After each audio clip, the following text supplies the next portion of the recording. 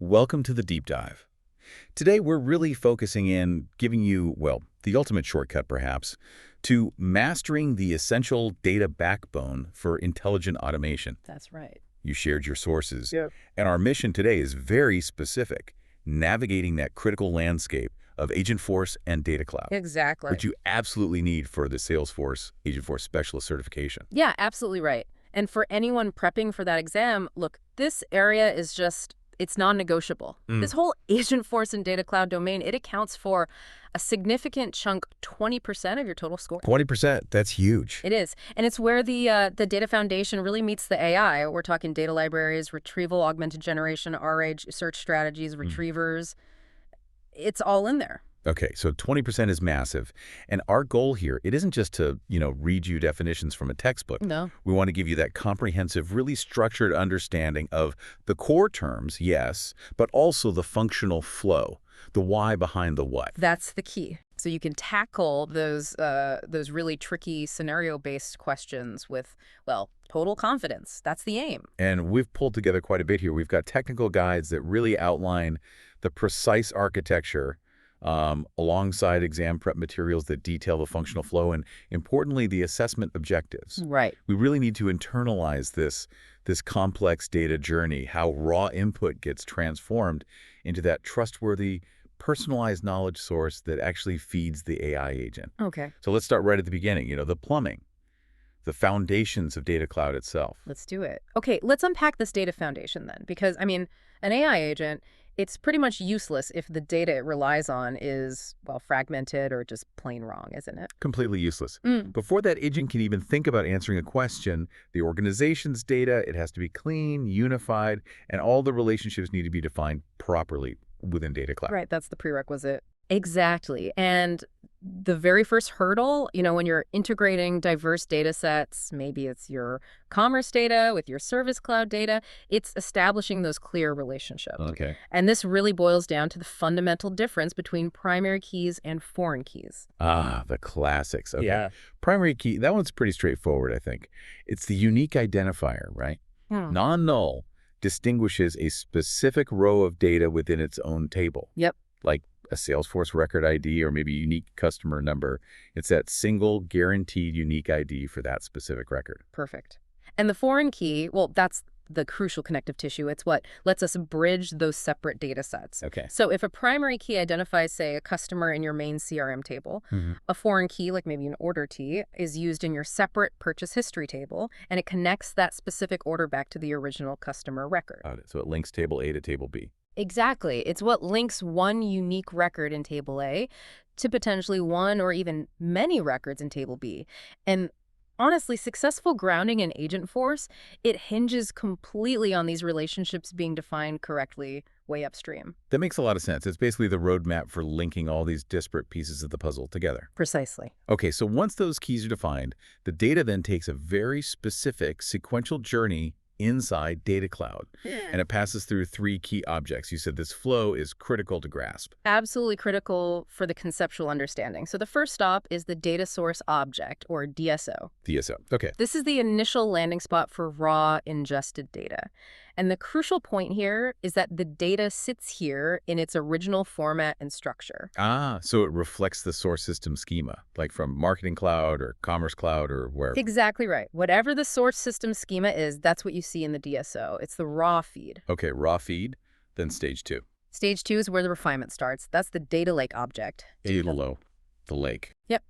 Here, the data starts getting mapped, prepared. You apply transformations, maybe normalize fields, align it to the broader schema you want to use. It's really the staging ground before it's ready for, let's say, prime time. Staging ground. Okay, makes sense. So DSO, raw, DLO, refined. What's the final destination?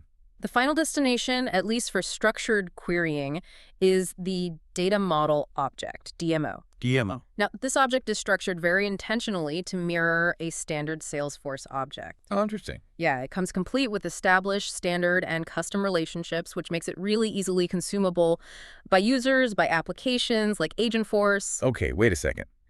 If the DMO is the final object, and it looks like a standard Salesforce object, surely it stores all the unified transformed data there, right? Yeah. Why wouldn't it just hold the clean data?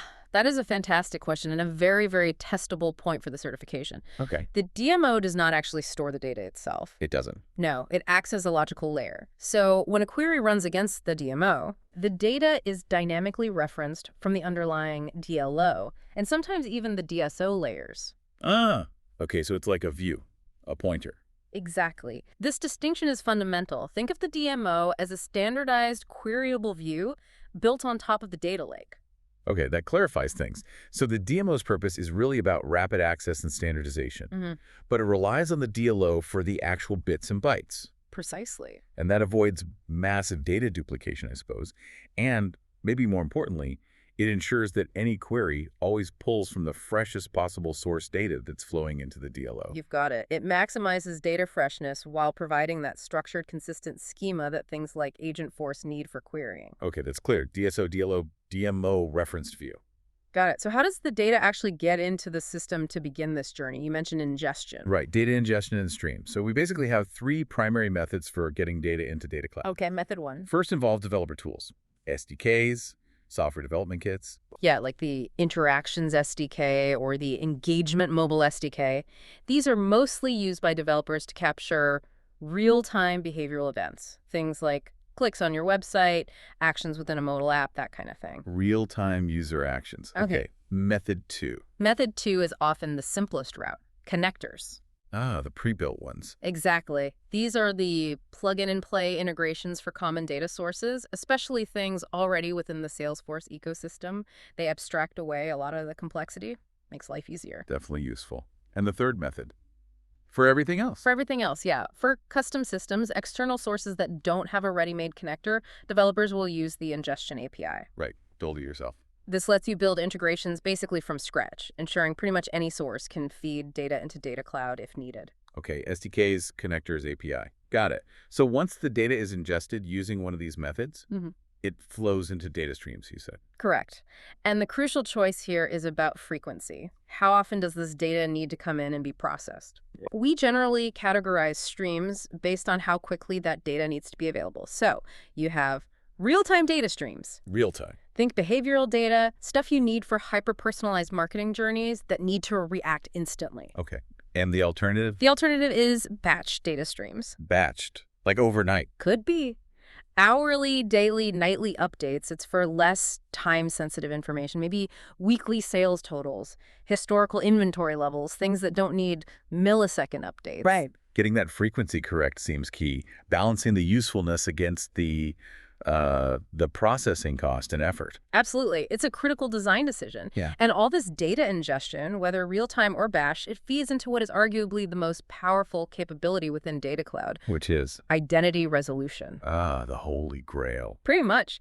This is the process that allows the AI agent, and really the whole organization, to understand that all these fragmented data points actually belong to one single person, creating that elusive unified profile. Yeah, I think we can all relate to this from a customer side, right? Okay. We've all been treated like strangers by the same company across different channels. Oh, definitely. One system knows you as Rebecca Smith with email A. Another knows you as Becca S. with email B. Identity resolution takes all those very disparate records, Rebecca, Becky, Becca, different addresses, multiple phone numbers, device IDs, and compiles them into that single, cohesive, golden record. And here's a really key distinction, especially for the certification. Okay. Data Cloud performs this resolution without touching the source systems. How important. Very. It does not merge, delete, or alter those original source records. Yeah. They stay separate in their source systems. Data Cloud just creates a unified view of the customer based on them. Right. It links them logically, but doesn't physically merge the source data. Okay. So how does it build that unified view? How does it handle the deduplication logic, deciding which fragments belong together? Good question. It relies on match rules. Match rules. And we use two main categories of matching logic here. First, you have deterministic matching. Deterministic. Sounds precise. It is.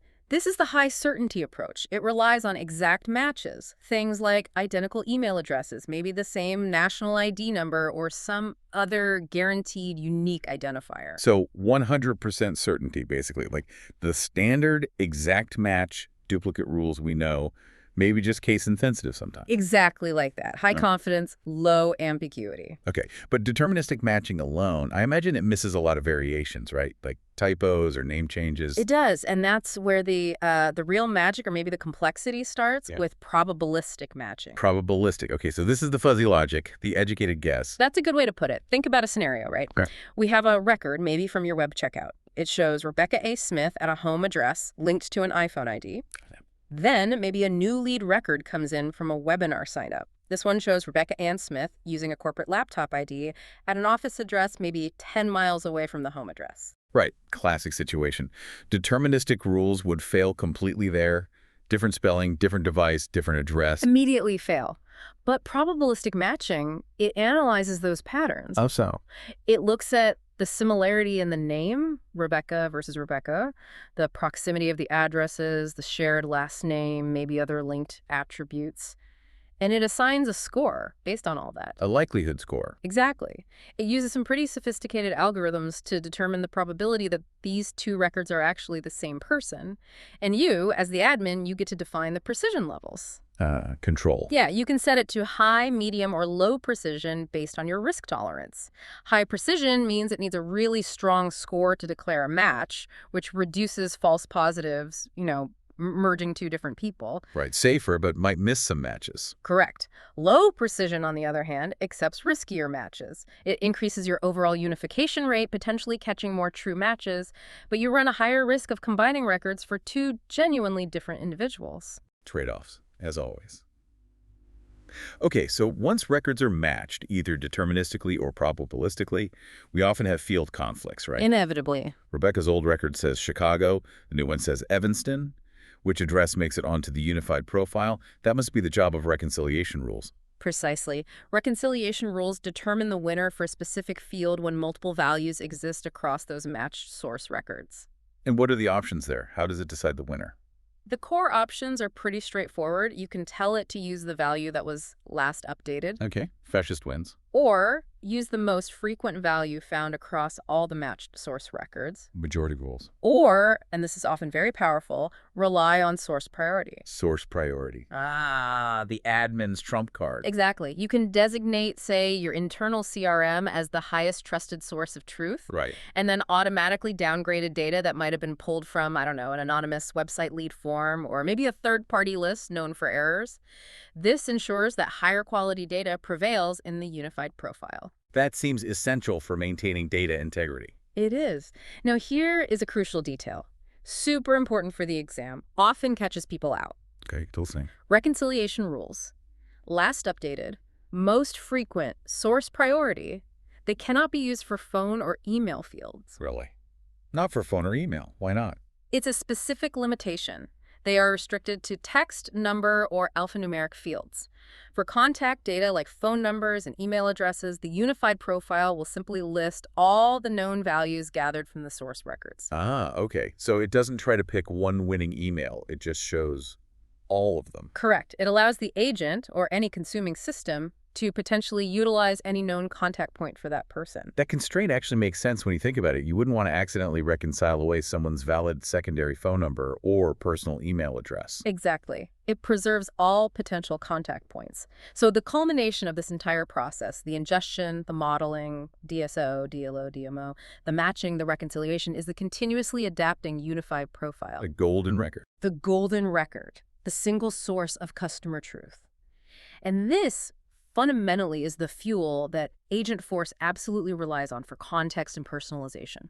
Without this solid foundation, the AI is flying blind. Okay, so now we take that established, unified foundation from Data Cloud, and we apply it directly to the Agentforce layer.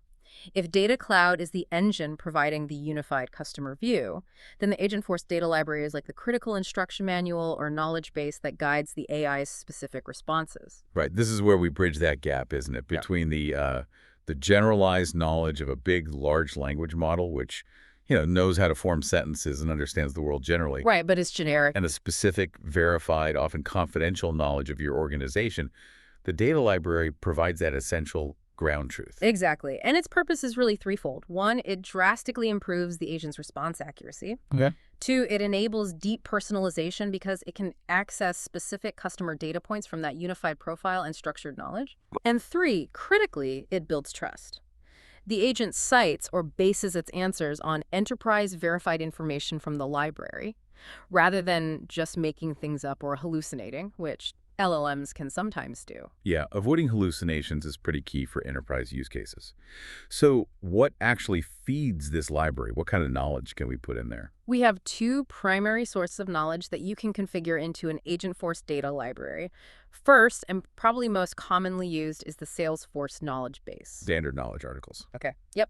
And when you configure the knowledge base as a source, you must define two critical settings. First up are the identifying fields. Identifying fields. What are those for? These are the fields the agent uses internally behind the scenes to quickly locate the correct articles. Think things like the article number or maybe the title field, fields that uniquely pinpoint an article. Okay, internal lookup keys. And the second critical setting. The content fields. Now, this is the meat of it. These are the fields containing the detailed, verbose text that the LLM will actually use to enrich or generate its response. So like the answer field in a Q&A article or the main detail field. Exactly. The actual knowledge content. And you also get some optional settings here, too. You can restrict the agent to only see publicly visible articles, for example, or filter the accessible knowledge by specific data categories. Useful controls. Okay, so Salesforce knowledge is source one. What's the second option? The second source offers a lot more flexibility, uploaded files. Uploaded files, like actual documents. Yep. This lets organizations incorporate crucial documentation that might not live within a formal knowledge article structure. What kind of files? It supports simple text files.txt, HTML files.html. Those have an upload limit of 4 milli. Okay. And significantly, it also supports PDF documents for Yeah. PDF with a much larger limit up to 100 milligates per file. Wow, 100 millibyte for a PDF. That's huge. That opens things up quite a bit. It really does. Think about internal support agents needing access to things like detailed product manuals, complex onboarding guides, internal compliance documents, stuff that's often saved as PDFs. Yeah, that's a very common scenario. Okay, so knowledge base or uploaded files. Yeah. How do you actually create this data library? Is it complicated? No, the creation process itself is designed to be pretty straightforward, which is intentional for rapid deployment. You can do it via the standard setup Agentforce data library page. Okay, the usual setup. Right? But often it's even more convenient. You can create or select it directly within the agent builder interface itself, right under the knowledge tab when you're configuring your agent. Integrated into the builder. Nice. Now, you mentioned RAG earlier, Retrieval Augmented Generation. Does setting up this library involve manually configuring all that complex stuff? Good question. And here's where the Salesforce platform really steps in and simplifies the admin's life quite a bit. How so? When you create a library and connect a source, like your knowledge base, Salesforce automatically handles 4 critical and frankly complex RAG preparation steps in the background for you. Automatically. Okay, what are they? Step 1, the selected data, your articles or files, gets pushed and structured appropriately within Data Cloud. Okay, data gets staged. Step 2, a search index, that's the mechanism that organizes the data for fast retrieval, is automatically built based on that data. Index created. Got it. Step 3, a retriever, which is the tool that actually performs the search function against the index, is automatically created and associated with that new index. Retriever ready. And step 4. And step 4, the agent itself is immediately linked to that newly created data library and its associated retriever. Wow.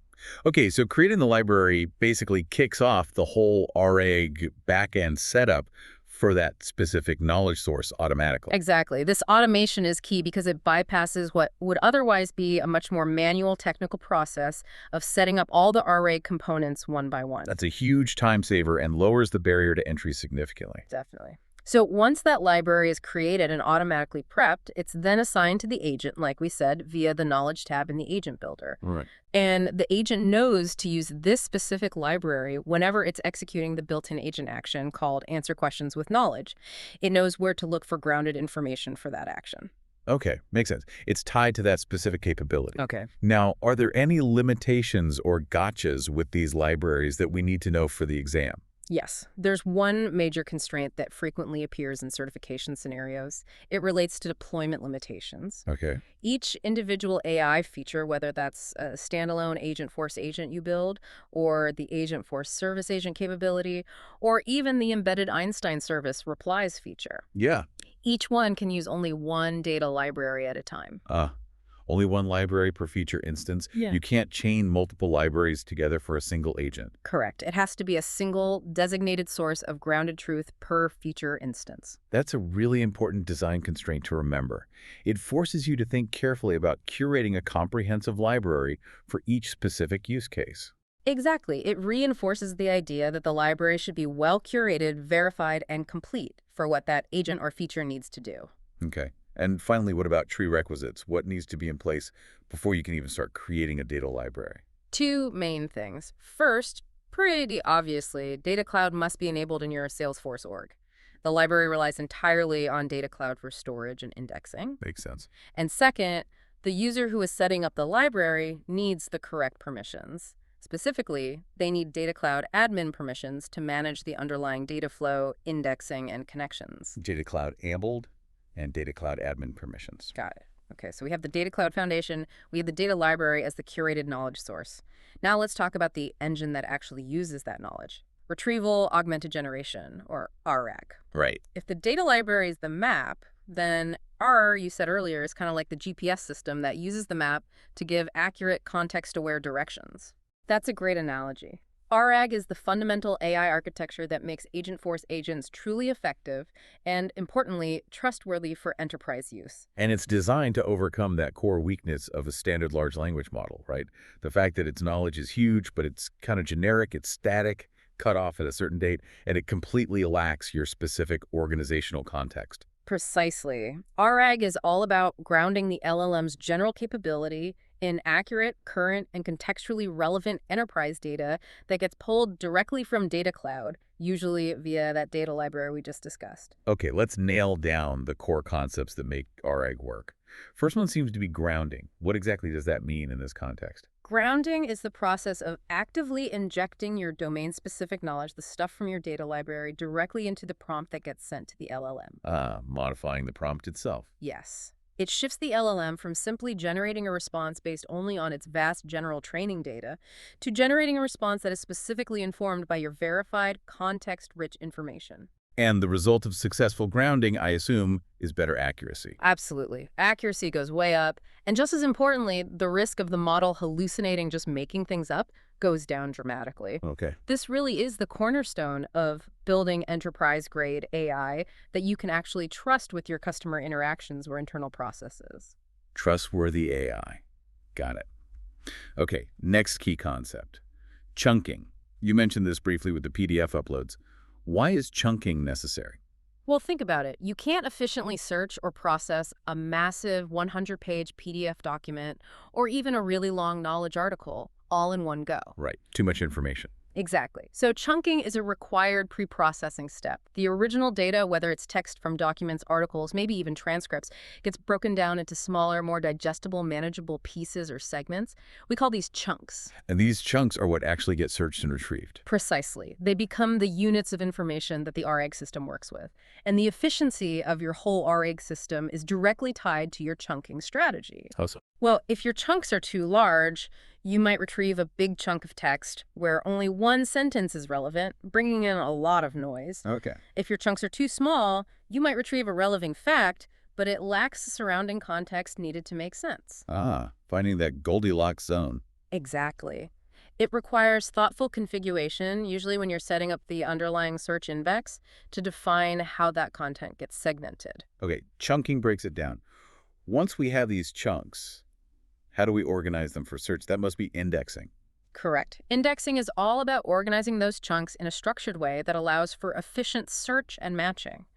And crucially, this often involves enabling semantic matching. Semantic matching. Meaning matching based on meaning, not just keywords. Exactly. This is where the chunks are often converted into numerical representations called vectors or embedding. Vectors, we'll come back to those. So indexing creates the searchable structure. Yep. And that leads directly to the search step itself. When a user submits a query to the agent, the system compares that query, often also converted into a vector, against the index of vectorized chunks. It calculates a similarity score. Finding the closest matches in meaning. Right. The chunks with the highest similarity scores, the ones deemed most relevant to the query, are extracted. And these are the specific pieces of information that get injected into the LLM prompt along with the original question. Okay, grounding, chunking, Yeah. indexing, search. Got the core concepts. Mm. Now, you mentioned RGA has two distinct phases, a setup phase and a runtime phase. Yes. Understanding this two-phase flow is really crucial for grasping the overall architecture and how it operates. Okay, phase one, the setup. Phase one is the offline preparation, or the setup phase. This is all the heavy lifting that's performed by the admin and the data cloud platform behind the scenes. And like we discussed with the data library, a lot of this can be initiated automatically. Right. It starts with connecting the unstructured data source, like the knowledge base or uploaded files, then creating the search index configuration. Okay, defining how to index it.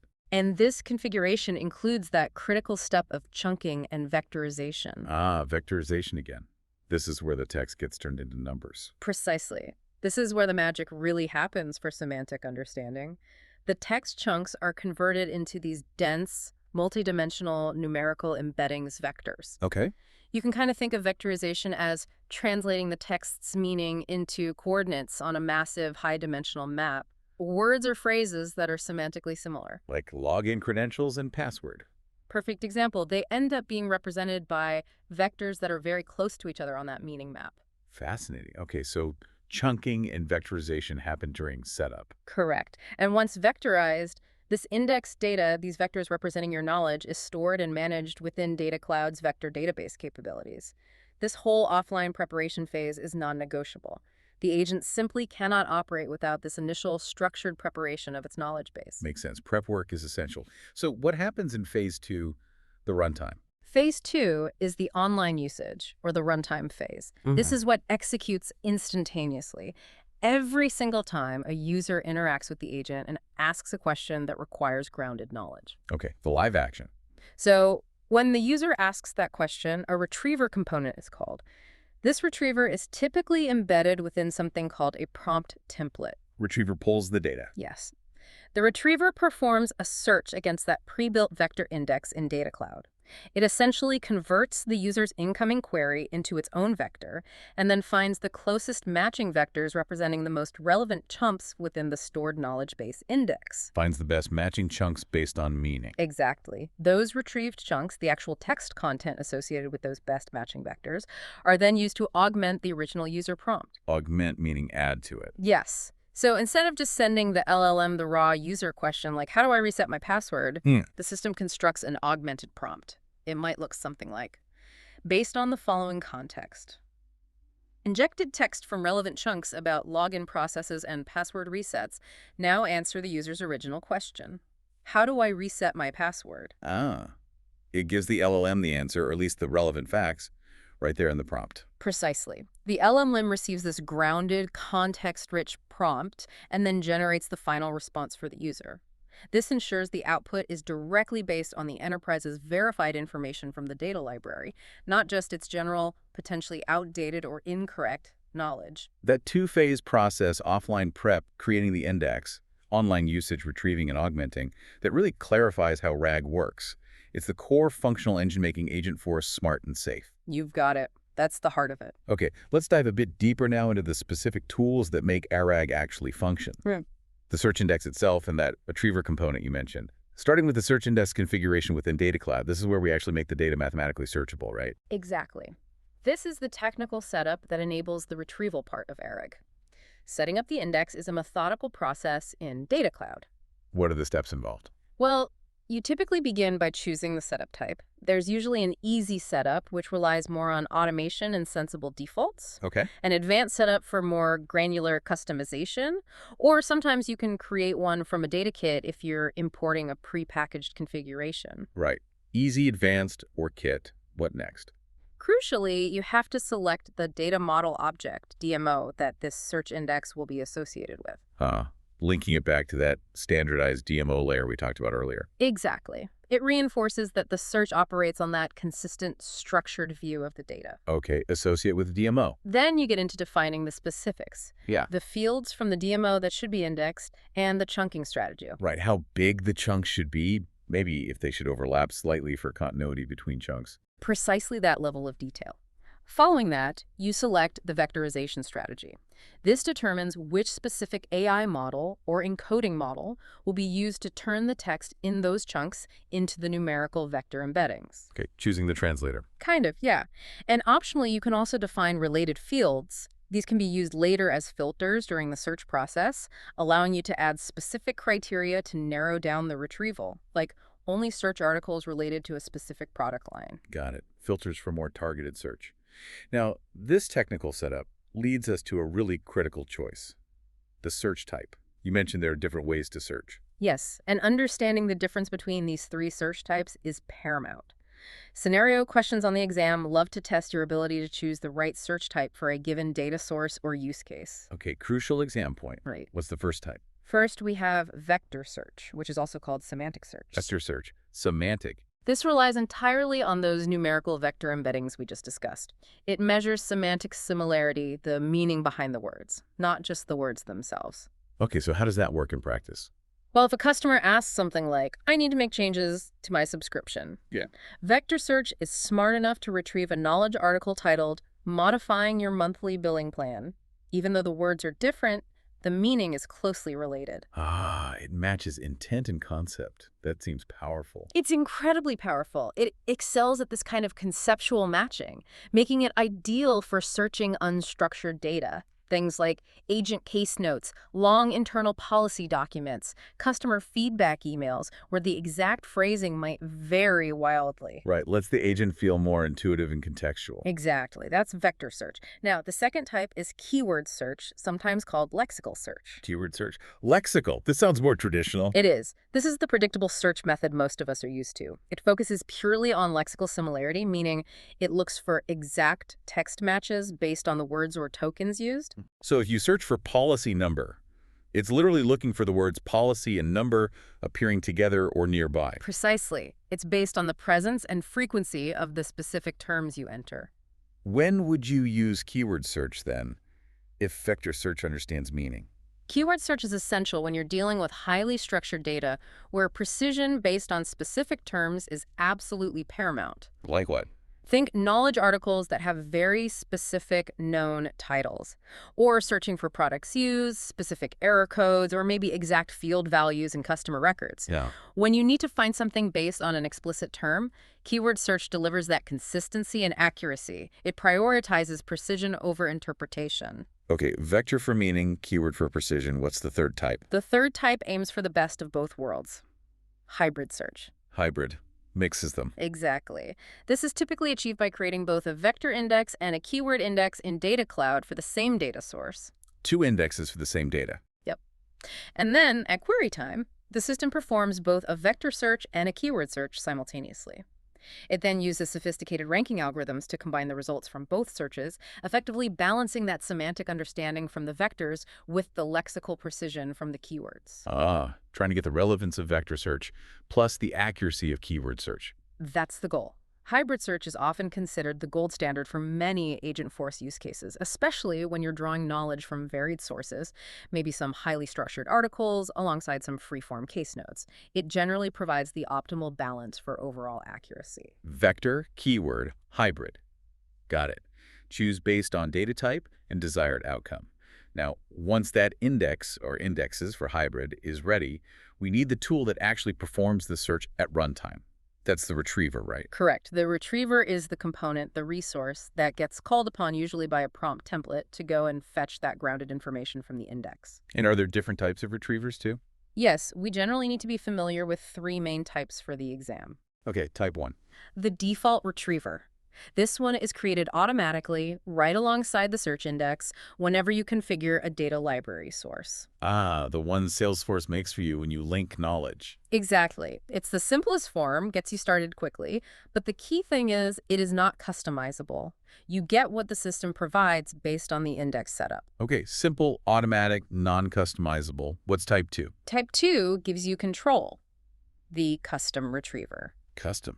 Sounds like you build it yourself. You do, using tools available within Einstein Studio. This is where you get true flexibility. What kind of flexibility? Custom retrievers allow you to configure more advanced features. For example, you can define specific filters that get applied during the search. Like the related fields you mentioned earlier. Only search within a certain region or for a specific product category. Exactly like that, constraining the search dynamically. And critically, custom retrievers also support versioning. Versioning, like different saved versions of the retriever configuration. Yep. This is really important for governance and testing. You can create and test a new version of your retriever, maybe trying different filters or settings without impacting the live agent that might be using the current active version. That's smart. Safe testing. Is there a catch? Just one key constraint to remember. Only one version of any given custom retriever can be active at any single point in time.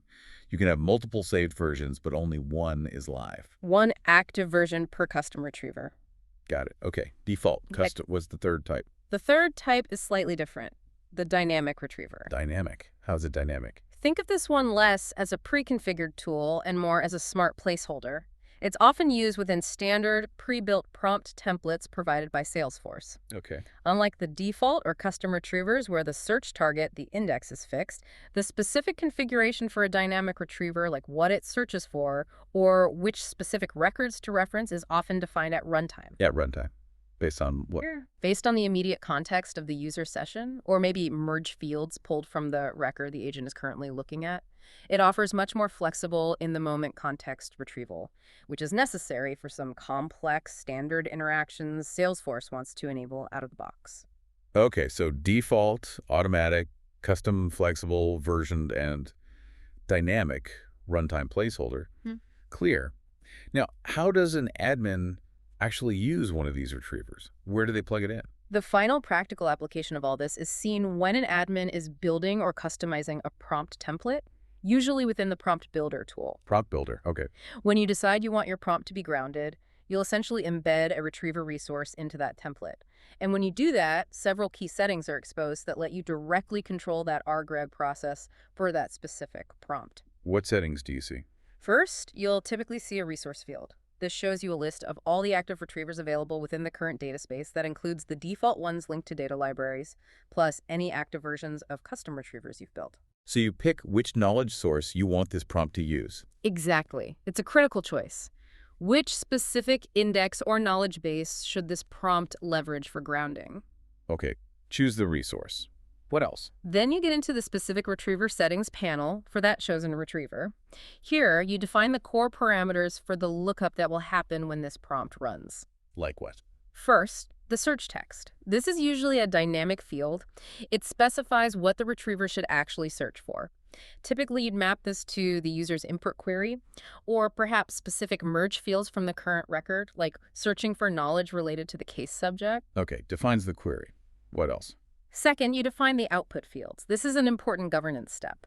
You select precisely which fields from the DMO associated with the retrieve chunk should actually be returned and potentially made available to the LLM. Ah, so you don't just dump the whole chunk. You specify which parts are relevant. Exactly. You control the payload. You don't want to send unnecessary or sensitive data into the prompt if it's not needed for the response. Smart.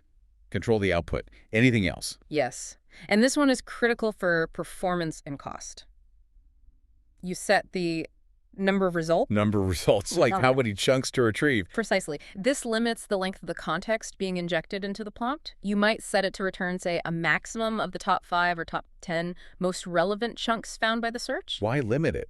Wouldn't more context be better? Not necessarily. Too few chunks, and yes, the context might be incomplete, but too many chunks, and you significantly increase the length of the prompt being sent to the LLM. This can overload the model, increase processing time, latency, and potentially drive up costs, as many LLMs charge, based on prompt size.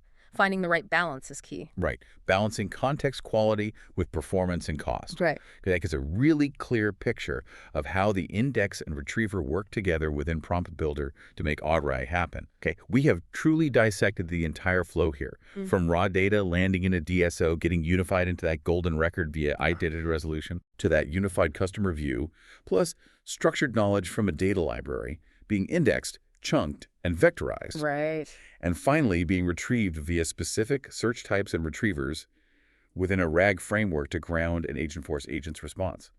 Wow, that's a lot of technical machinery. It is indeed. So let's bring it back. What does all this highly technical process, DMOs, chunking strategies, vector databases, what does it actually mean for the business? And specifically for you, the Agentforce specialist preparing for this exam, why should you care so deeply about this data plumbing? It matters because this data foundation is directly, inextricably linked to tangible business value. It's not just tech for tech's sake. How so? Well, firstly, by unifying all that disparate customer data into a real-time profile, and by making complex, unstructured enterprise knowledge instantly searchable via RAG, you equip your agents, AI or human, to deliver vastly enhanced personalization and context. Meaning, the agent can anticipate customer needs based on recent activity. It can reference up-to-the-minute data like recent purchases, known service issues, or stated preferences pulled from that unified profile. The interactions feel targeted, relevant, and helpful, not generic or repetitive. Okay, better, smarter conversations. That makes sense. What else? This translates immediately into very tangible gains in operational efficiency. Ah, the efficiency angle. Absolutely. The source materials we looked at cite customers achieving significant increases in self-service deflection rates. Think 20–40% improvements being common.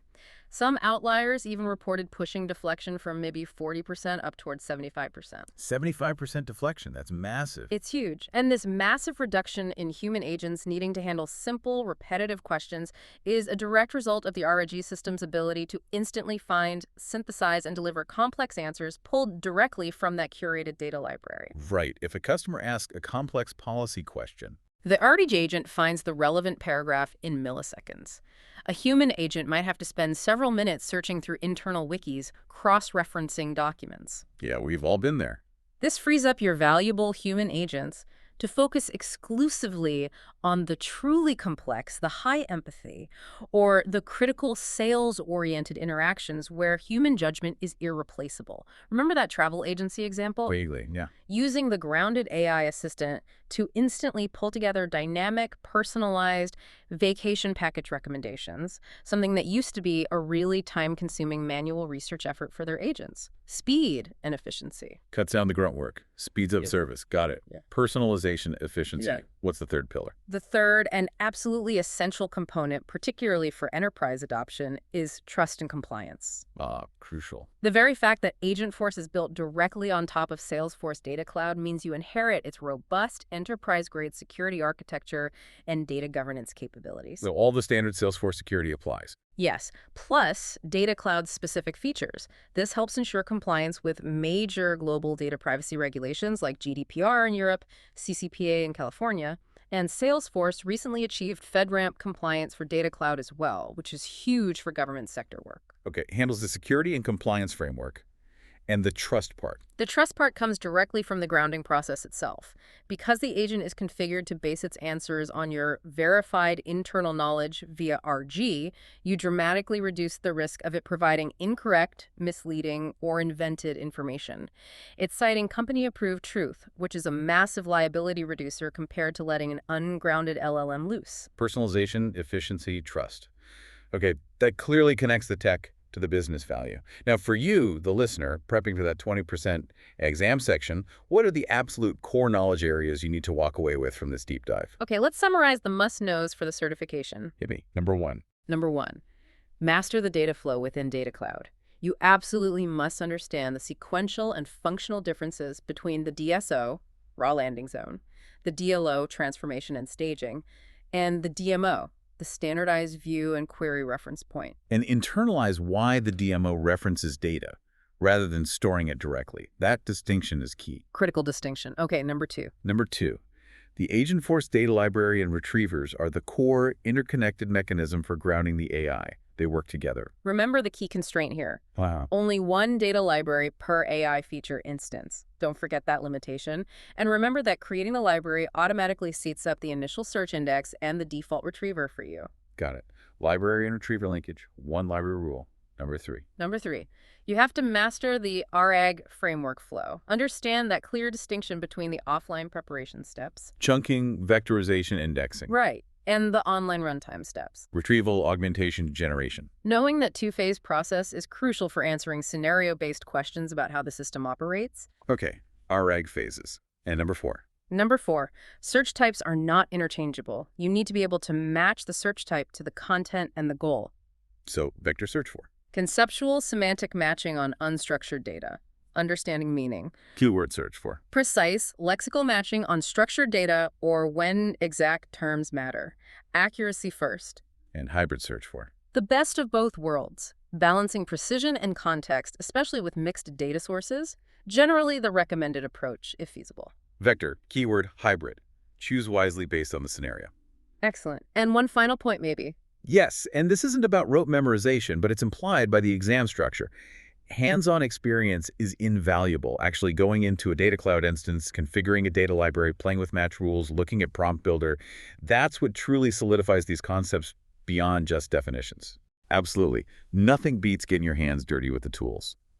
Okay, this has been an incredibly detailed journey through the data heart of Agentforce. We've really established that the entire structure, from defining a simple primary keyway upstream all the way to deciding on a chunking strategy for ABD, it all culminates in guaranteeing the reliability and effectiveness of that AI agent. Absolutely. The ultimate success of the agent, its trustworthiness, it isn't really about the raw size of the underlying large language model nearly as much as it's about the quality, the freshness, and the organization of the ground truth data you feed it through this data cloud and our process. Garbage in, garbage out still applies, maybe more than ever. Quality, freshness, organization. But that brings up a really interesting point, doesn't it? We talked about data cloud, ingesting data via stream, some batched, some potentially real-time, constantly flowing in, constantly refreshing that unified profile and the underlying deload demo layers. I mean, the data foundation is dynamic, but the RAG preparation, the chunking, the vectorization, creating those massive search indexes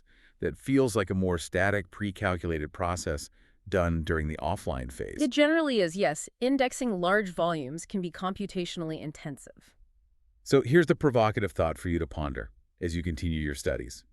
Given the sheer complexity and computational effort involved in chunking and especially vectorizing vast amounts of enterprise data, how do organizations effectively maintain and govern these massive pre-calculated search indexes and vector embeddings in the background, especially when the source data in Data Cloud is potentially changing in near real time? How do you prevent index drift or inconsistency creeping into your agent's ground truth without constantly re-indexing everything, potentially corrupting the reliability you worked so hard to establish in the first place? What is the ongoing lifecycle management strategy for that vector database in a dynamic data world? Ooh, that is a deep and challenging question. It bridges the gap between the initial setup and the long-term operational reality. Definitely something to think about. Indeed. It suggests the work doesn't stop once the agent is built or the certification is earned. The governance of this incredibly powerful but dynamic data ecosystem is really the ongoing, lifelong operational challenge. Thank you for joining us for this crucial deep dive into Agentforce and Data Cloud. Go master that material.